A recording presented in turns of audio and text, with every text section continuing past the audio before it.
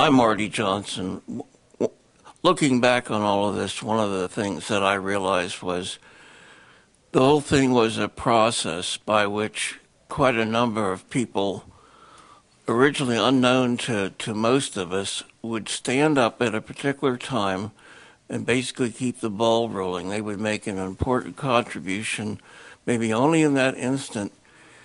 And in the totality of it, if they hadn't done what they had done, the whole effort would have failed. I mean, it's just that simple.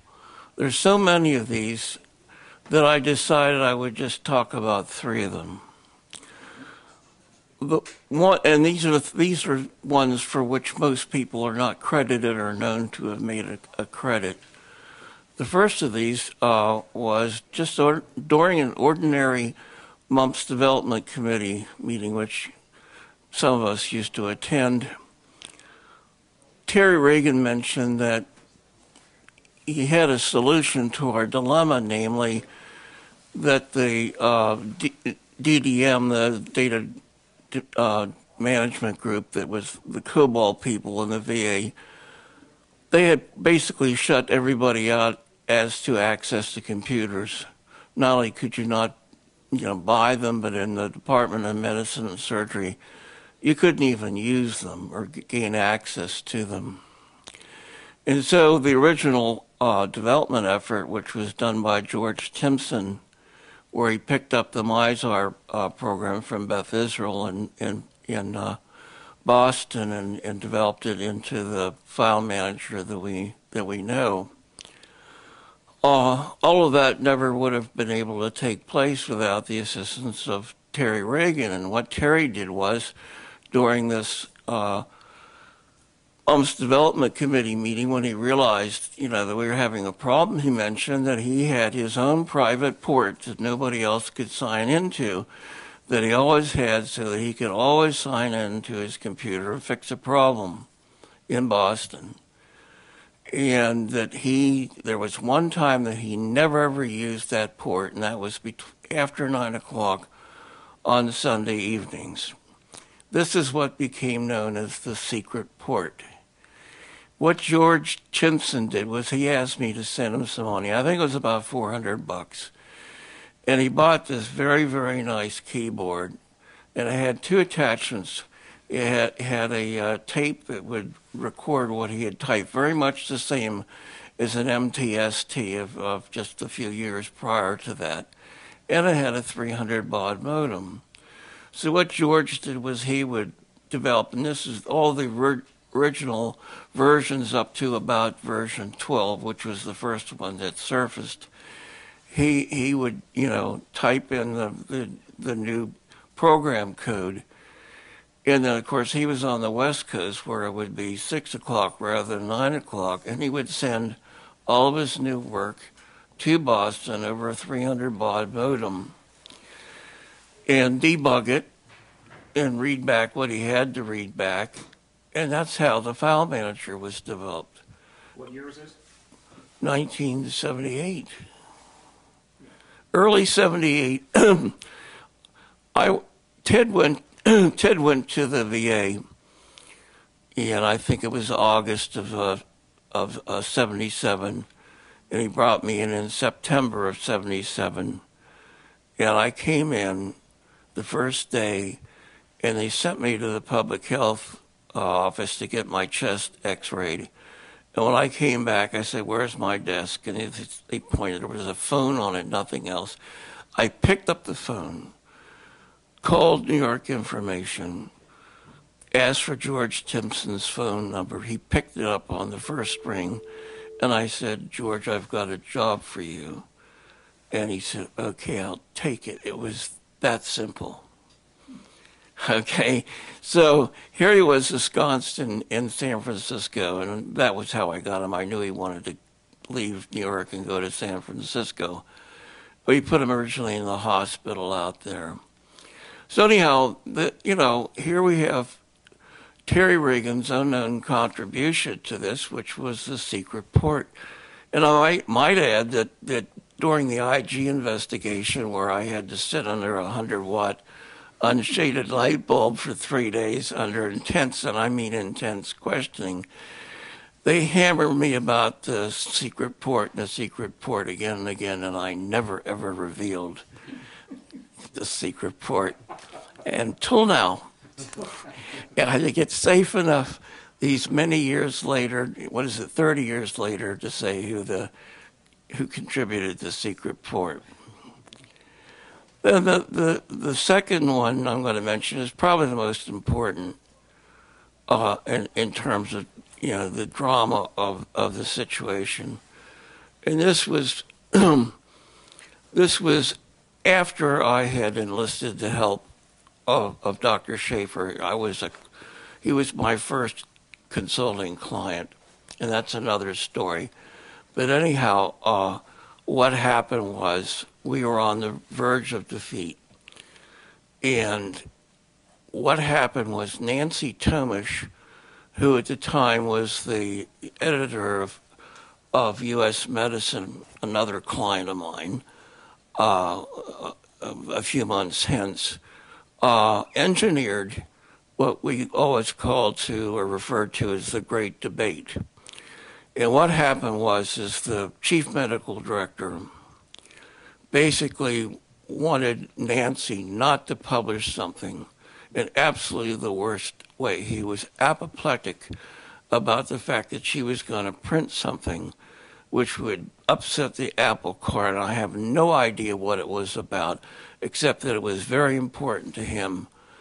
And she basically had him by the balls. And so she said, okay, I'll delay publication of this for a week, which would satisfy him in entirety if you allow a debate between our enemies, which were basically Herb Mulqueen and Sharkey of DDM and Dr. Kleiner, who had replaced Ted. And these people, of course, were the very essence of evil.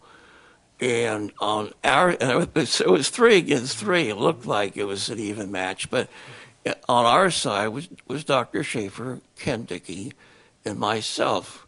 And you have to understand absolutely how unusual this is. In the VA, every letter that goes out with a hospital director's signature. I mean, these are the cardinals of the church. The VA is an archipelago at that time of 172 different hospitals. And each one of these hospital directors had gone through a hazing process that was unbelievable in order to be able to become a hospital director. And they had only an allegiance to the VA. And the reward for this was absolute power over that hospital. And as a hospital employee at that time, by that time, we had engineered the trade.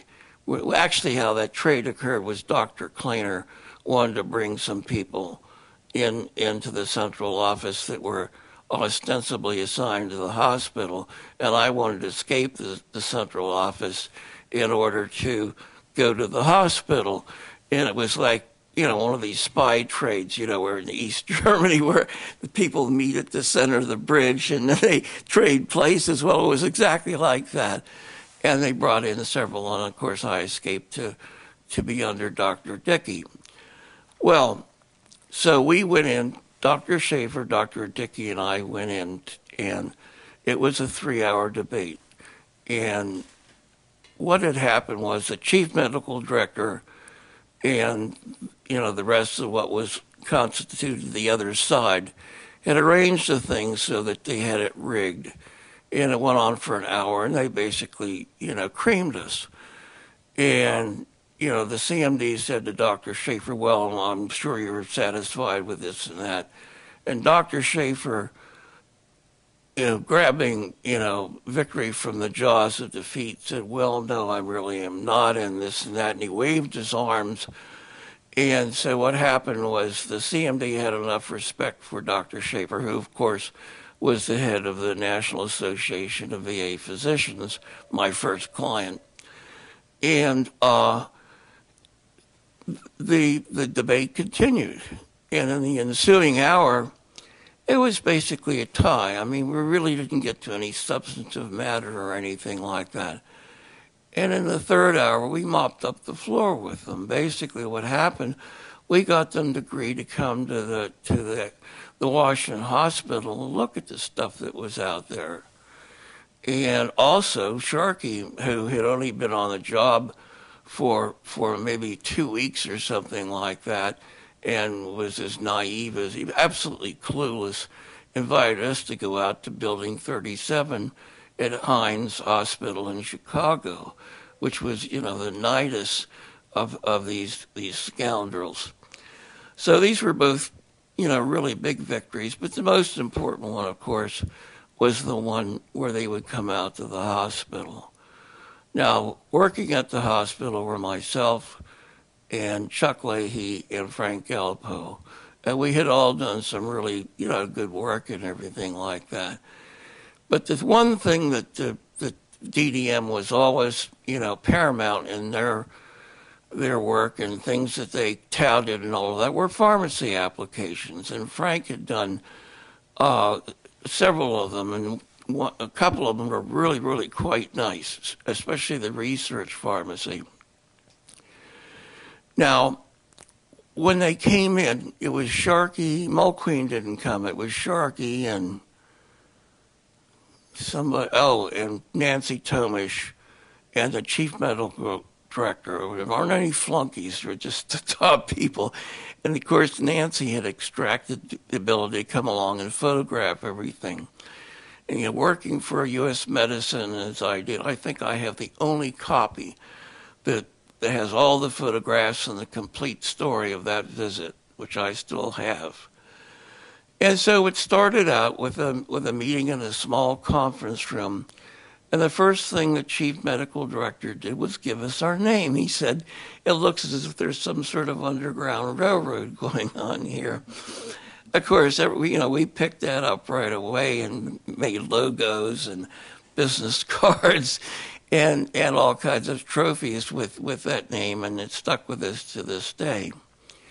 Sharkey attacked us. He said, you've got these 3 GS-13s out here, He figured that we hadn't done anything and stuff like that because, he had hundreds of them and they had never accomplished, a single thing in their efforts. So what could we have done with the very simple, we had the smaller of the deck computers. I forget what it was. It was a 34. It was a 34. I mean, we had all kinds of stuff. I mean, it was hopping, absolutely hopping. And so we went around, took them all day long to go around and look at everything. I remember how red Sharkey's face was when he was looking at these scripts coming out of the research pharmacy and everything like that. Now, I wasn't privy to this, but Nancy Tomish was. She was in the same taxi cab with the chief medical director when they returned. And you have to realize how the chief medical director had been primed. First of all, there was testimony with him in front of Congress by Dr. Kleiner where they claimed all these computers were like, cars with 3 wheels and they couldn't, mount to anything. And there were no extant applications that had been developed in the field. All blatant lies, testimony in front of Congress.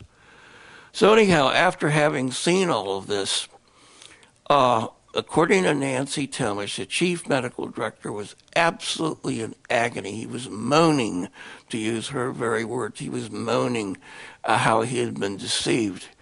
Now, that was a real turning point. After he got back, you have to realize the chief medical director at that time had 204,000 people working for him. That's the kind of guy you call boss. And you don't want to fool with the boss. So anyhow, what happened when he got back was Kleiner, reported directly to him.